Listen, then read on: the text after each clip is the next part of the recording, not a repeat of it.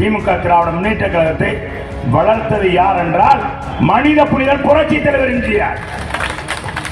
அதோடைய சம்பவத்தை தான் எம்எஸ் பாண்டி கூட அவர் வேற விதமாக சொன்னார். தான் நடித்த படங்கள்லாம் பார்த்தீங்கன்னா உதயசூரியனை காமிப்பார், பேரை வைப்பார், கதிரவன் பேர் வைப்பார், உதயசூரியன் என்ற பெயரை வைப்பார், முரசு என்ற பத்திரிகை படிப்பார்.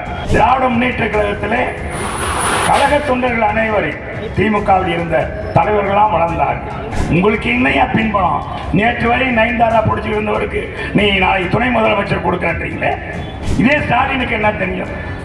அவங்க அப்பாவுக்கு பின்னால இருந்தவர் எத்தனையோ பதவி கொடுத்தாங்க, அவருக்கு என்ன திறமை இருந்திருக்கு?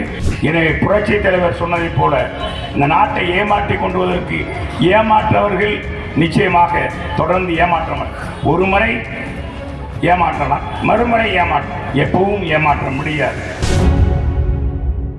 திமுக திராவிட முன்னேற்ற கழகத்தை வளர்த்தது யார் என்றால் மனித புனிதர் புரட்சி தலைவர் எம்ஜிஆர். அதோடைய சம்பவத்தை தான் எம்எஸ் பாண்டி கூட அவர் வேற விதமாக சொன்னார். அந்த இப்படி தன் பட்டி தொட்டியெல்லாம் யார் கட்சினா எம்ஜிஆர் கட்சி. தான் நடித்த படங்கள்லாம் பார்த்தீங்கன்னா உதயசூரியனை காமிப்பார், பேரை வைப்பார், கதிரவன் பேர் வைப்பார், உதயசூரியன் என்ற பெயரை வைப்பார், முரசு என்ற பத்திரிகை படிப்பார். இந்த மாதிரி திராவிட முன்னேற்ற கழகத்தின் கொள்கையெல்லாம் பரப்பியவர். எந்த நடிகரும் ஒரு கட்சியுடைய கொள்கையை பரப்ப வரலாறு கிடையாது.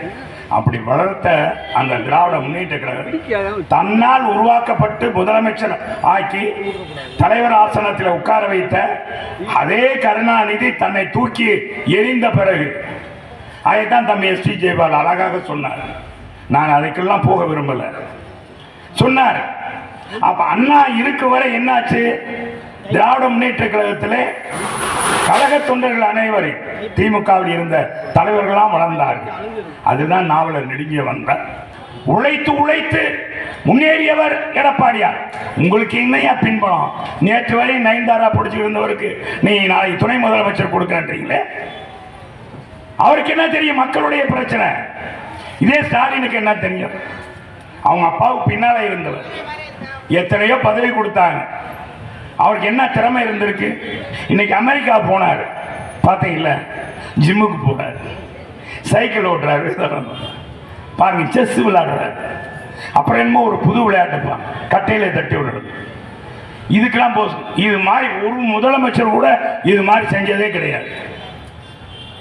எந்த இது செய்யணுமோ, எந்த பணிக்காக போயிருக்கோம், மக்களுடைய வரிப்பணம் தமிழ்நாட்டு மக்கள் பார்க்கிறாங்க. ஸ்டாலின் அவர்களே, முதலமைச்சர் அவர்களே, உங்க நடவடிக்கை பார்த்து கொண்டு இருக்கிறார்கள். நீங்கள் ஏமாற்றுவது இத்தனை நாளும். எனவே புரட்சி தலைவர் சொன்னதை போல இந்த நாட்டை ஏமாற்றி கொண்டு வருவதற்கு ஏமாற்றவர்கள் நிச்சயமாக தொடர்ந்து ஏமாற்றவர். ஒரு முறை ஏமாற்றலாம், மறுமுறை எப்பவும் ஏமாற்ற முடியாது என்பதை மக்கள் புரிந்து கொள்ள வேண்டும். மக்கள் ஸ்டாலின் தெரிந்து கொள்ள வேண்டும் என்பதை நேரத்திலே தெரிவித்து வரை 2026 அண்ணன் எடப்பாடியாரை முதலமைச்சராக்குவோம். நாட்டிலே போதையில்லா மாநிலமாக மாற்றி காட்டுவோம். சட்ட ஒழுங்கு சிறந்த மாநிலமாக மாற்றி காட்டுவோம். நீங்களாம் வாரீர் வாரீர் கேட்டு இளைஞர்களை எழுந்து நில்லுங்கள்.